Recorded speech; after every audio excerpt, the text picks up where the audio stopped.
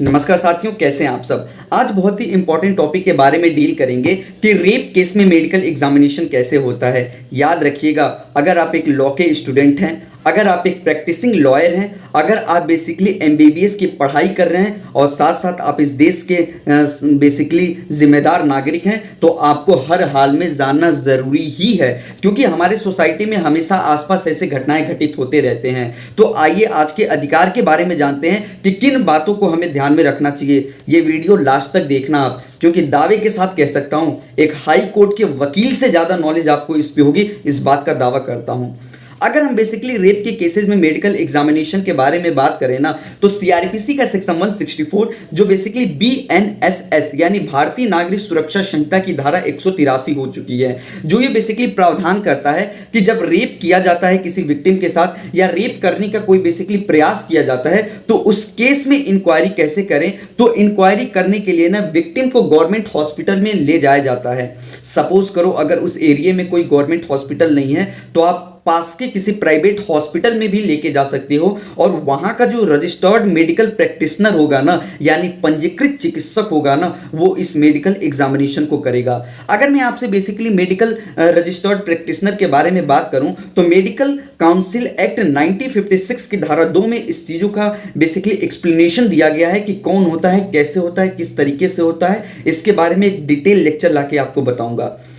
ये बेसिकली जो medical registered practitioner होते हैं ना, वो बेसिकली इनके सामने सब इंस्पेक्टर रैंक का जो ऑफिसर होगा ना, वो उस विक्टिम को बेसिकली एग्जामिनेशन के लिए लेके जाएगा, और एग्जामिनेशन के दौरान वो जो डॉक्टर होगा ना, उस बेसिकली महिला का, उस पीड़िता का मेडिकल एग्जामिनेशन करेगा। सपोज करो आपकी अगर वो डॉक्टर वहां पे अवेलेबल नहीं है, यानी मौजूद नहीं है, तो उस सिचुएशन में जो उस हॉस्पिटल की जो महिला डॉक्टर है ना, वो उस पीड़िता का मेडिकल एग्जामिनेशन करेंगे। सपोज करो एक सिचुएशन और मान लो कि अगर वहां पे बेसिकली वो महिला डॉक्टर भी अवेलेबल नहीं है ना, तो उस बेसिकली डॉक्टर की ओर से जो कॉम्पिटेंट पर्सन है ना, जो ऑथराइज है ना इस एग्जामिनेशन को करने के लिए ना, वो इसकी बेसिकली जांच कराएगा, और जांच कराने के बाद जो उसकी रिपोर्ट होगी ना, उस इन्वेस्टिगेशन ऑफिसर यानी एसआई को बेसिकली सबमिट करेगा। रेप कमिट होने के ना 24 घंटे के भीतर मेडिकल एग्जामिनेशन करवाई जाती है, और मेडिकल एग्जामिनेशन होने के बाद ना डॉक्टर बिना किसी देरी के ना रिपोर्ट बनाएगा। अब सवाल ये आता है कि डॉक्टर रिपोर्ट कैसे बनाता है, किस तरीके से डॉक्टर रिपोर्ट सबमिट करता है, कौन कौन सी चीजों को ध्यान में रखता है, उस रिपोर्ट को बनाने की एक फॉर्मेट क्या होती है। ध्यान रखना, लाखों रुपए देके आपको कोई नहीं बताएगा कि कैसे मेडिकल रिपोर्ट बनाई जाती है। तो मेडिकल रिपोर्ट बनाने के लिए ना डॉक्टर उस पीड़िता का नाम, उसका एड्रेस, उसको किस पर्सन ने मेडिकल एग्जामिनेशन के लिए लाया है, उस व्यक्ति का नाम भी नोट करती है, और साथ साथ ही उस विक्टिम की यानी पीड़िता की एज कितनी है, डीएनए प्रोफाइलिंग के लिए उस व्यक्ति से ली गई जो भी सारी सामग्री है ना, उसकी डिटेल नोट करना पड़ता है।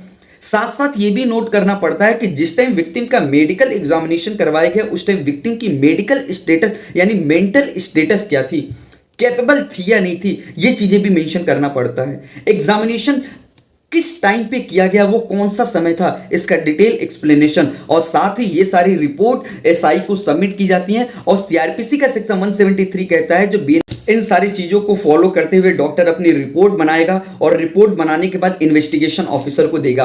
और रिपोर्ट इन्वेस्टिगेशन ऑफिसर क्या करेगा ना, सीआरपीसी के सेक्शन 173 जो बीएनएसएस का सेक्शन 193 हो चुका है, उसमें बेसिकली मजिस्ट्रेट को रिपोर्ट सबमिट करेगा। अगर मैं आपसे बेसिकली फॉस्को एक्ट के बारे में बात करूं, तो फॉस्को एक्ट की सेक्शन 27 की सब क्लॉज 3 ये प्रावधान करता है कि उसमें महिला बेसिकली डॉक्टर द्वारा ही उसका मेडिकल एग्जामिनेशन उस पीड़िता का करना चाहिए। अब सवाल ये आता है कि पीड़िता की सहमति कैसे ली जाएगी, क्या हमारा कोई कानूनी प्रोविजन है क्या? जी बिल्कुल। अगर मैं सीआरपीसी के सेक्शन 164 की क्लॉज ए सब क्लॉज 7 जो बीएनएसएस का सेक्शन 184 बन चुका है, वो ये प्रावधान करता है कि विक्टिम के बिना सहमति के पुलिस वाला और न ही डॉक्टर उसकी मेडिकल करा सकता है। अब क्वेश्चन यह आता है कि सर ये सहमति कौन देगा? तो सहमति वो देगी जो विक्टिम होगी। अगर विक्टिम कैपेबल नहीं है सहमति देने के लिए, तो उस सिचुएशन में वो कॉम्पिटेंट पर्सन जो उस बेसिकली पीड़िता महिला की तरफ से है। लेकिन इसमें भी कुछ कंडीशंस होती हैं जो आपको ध्यान रखना चाहिए कि अगर विक्टिम इस स्टेटस में नहीं है कि वो बेसिकली कंसेंट दे सके, तो उसके जगह पे उस विक्टिम की जो मदर होंगे, जो फादर होंगे, वो दे सकेंगे। अगर सपोज करो कि कोई बेसिकली लड़की 12 साल से कम है और उसके माता पिता भी नहीं है, तो उस सिचुएशन में कौन कंसेंट देता है? तो उस सिचुएशन में हॉस्पिटल के जो ऑफिसर होते हैं ना, उनके पैनल के जो सीनियर ऑफिसर होते हैं ना, डॉक्टर होते हैं ना, वो बेसिकली कंसेंट दे सकते हैं किसी महिला की, बेसिकली किसी बच्ची की मेडिकल एग्जामिनेशन करवाने के लिए। ये सारी प्रावधान होने के बाद ना एक कंसेंट लेटर बनाया जाएगा। उस कंसेंट लेटर पे ना जो वहां के विटनेस होंगे ना, उनके सिग्नेचर, और साथ साथ ही जो डॉक्टर होंगे ना, उनके सिग्नेचर भी वहां पे कराए जाते हैं। अगर मैं आपसे बेसिकली एक रिपोर्ट के बारे में बात करूं तो हमारे इंडिया में एक बहुत ही चौंकाने वाली रिपोर्ट आई थी, जिस रिपोर्ट में ये बेसिकली कहा गया था कि अधिकांशतः हमारे भारत में जो रेप होते हैं ना, वो उनके परिचित यानी नोन पर्सन द्वारा ही होते हैं। रिपोर्ट में यह भी जिक्र किया गया कि 15 से लेकर 5 से 15% अजनबी लोगों द्वारा ही रेप कमिट की जाती हैं। रेप कमिट होने के बाद ना जो वहाँ की विक्टिम होती है ना, जो पीड़िता होती है ना, उन्हें किन बातों का ध्यान रखना चाहिए? समझ लो अपने अधिकारों को। जब तक आप आगे नहीं आओगे ना, किसी पे भरोसा मत करना, क्योंकि आपको खुद लड़ना है अपने अधिकारों के लिए। आपको उस बेसिकली अपराधी को, जो आपके साथ घिनौना एक्ट किया है ना, उसको सजा दिलानी पड़ेगी। जब आपके साथ बेसिकली ऐसे दुर्दांत अपराध बेसिकली कमिट किए जाते हैं अपराधियों द्वारा ना, तो उस सिचुएशन में जो आपकी सीमन होती है, जो आपकी ब्लड होती है, जो आपकी योनि यानी वजाइनल होती है, एंड आपकी जो लार होती है जिसे सलीवा कहते हैं, और आपकी जो उपकिला कोशिकाएं होती हैं जिसे वजाइनल एपिथेटिकल सेल कहते हैं ना, उसको लैब में भेजा जाता है। और आपकी जो सीमन होती है, जो ब्लड होती है, और जो लार होती है ना, इन 3 चीजों के बेसिस पे ना एक्यूज्ड की आइडेंटिटी को वेरीफाई किया जाता है कि वो व्यक्ति कौन है।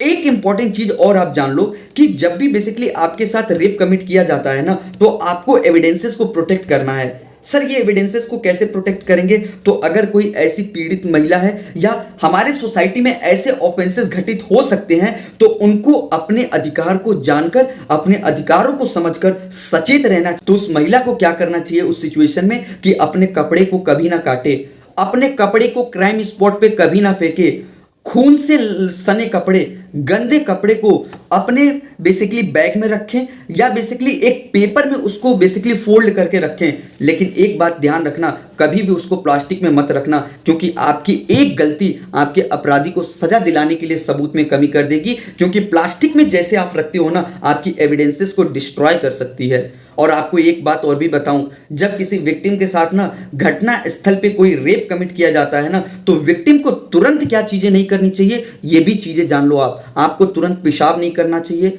आपको तुरंत कपड़े नहीं बदलने हैं, आपकी जो मल त्याग होती है ना, उससे बेसिकली डिस्ट्रॉय नहीं करना है, आपको मुंह नहीं धोना है, और साथ साथ में ना आपको अपने बालों को कोम्ब नहीं करना है, यानी अपने बालों को झाड़ना नहीं है। इन बातों को समझ लो, क्योंकि कोई डॉक्टर भी आपको नहीं बताएगा, क्योंकि ये आपकी एक छोटी सी गलती ना आपके एविडेंसेस को टेम्पर कर सकती हैं, और आप सोसाइटी में ना लोग आपके कैरेक्टर के ऊपर प्रश्न चिन्ह उठाएंगे। तो इसीलिए जब भी किसी महिला के साथ या किसी एक सभ्य समाज के लोगों के सामने अगर ऐसी घटनाएं घटित होती है ना, भगवान ना करें किसी बहन बेटी के साथ अगर ऐसा मामला होता है ना, तो आपको इन चीजों को ध्यान रखना चाहिए। बहुत इंपॉर्टेंट है ये चीजें, क्योंकि जब आप बेसिकली पेशाब करते हो ना, तो उस पेशाब के बेसिस पे ना आपके ये पता लगाया जाता है कि कितनी मात्रा में अल्कोहल दिया गया, मेडिसिन कौन सी खिलाई गई, यानी यह भी पता लगाया जाता है कि कंसेंट देने की क्षमता की कमी के दावे का भी बेसिकली समर्थन करता है। तो इन चीजों को याद रखना, अपने बातों को लिख लें, क्योंकि आपका अधिकार ही आपको एक भारत में सशक्त बना सकेगा और आपको एक मजबूती के तरीके से उभरने के लिए खड़ा कर सकेगा। अगर ऐसी लीगल टॉपिक कोई भी होती हैं तो उस पर कमेंट बॉक्स में जाएं, अपने सजेशंस को दें, उस पर हम डिटेल प्रोसेस लाएंगे। बहुत ही सरल और बहुत ही इजी वे में आपको समझाने की कोशिश करूंगा, आम भाषा में आपको कानून की भाषाओं को आपके सामने लेके आऊंगा। क्योंकि यार हम लोग बेसिकली लॉयर हैं, हमारे पूरे दिन का यही काम होता है, लॉ पढ़ना, लॉ पे रिसर्च करना, लॉ की बेसिकली वर्ड का इंटरप्रिटेशन निकालना। तो हम उस पर वर्क करते हैं और हमारा एक लीगल ड्यूटी भी है कि हम लोगों को लोगों के अधिकारों के बारे में उनको अवेयर करें और सोसाइटी को मजबूत बनाएं। Thank you.